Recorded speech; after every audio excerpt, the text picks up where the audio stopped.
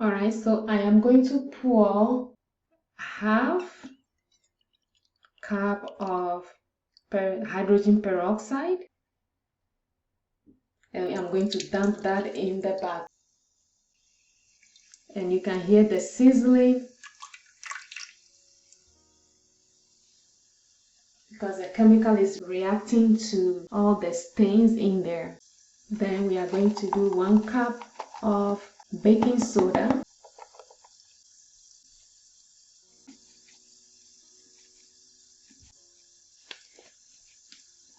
Alright, so I just added a little bit more peroxide. At least I'm making it 1 cup so it can cover all the stains. Now we have our baking soda ready, and we are just going to sprinkle that in, and let's see what happens.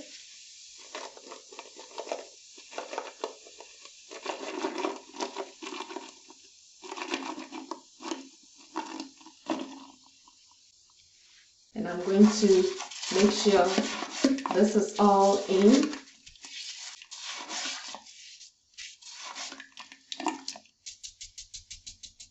And we are going to leave this in for 15 minutes, and we'll come back and see how this does. 15 minutes, and then you can see the reaction already that is coming out. So after 15 minutes, we'll see if this is actually going to take the stains out of the toilet, and that will be a proof that the baking soda and hydrogen peroxide actually works. Make sure you put on your goggles, your eyeglasses, to protect your eye, because you don't want this to get into your eye. And I'll see you back here in 15 minutes.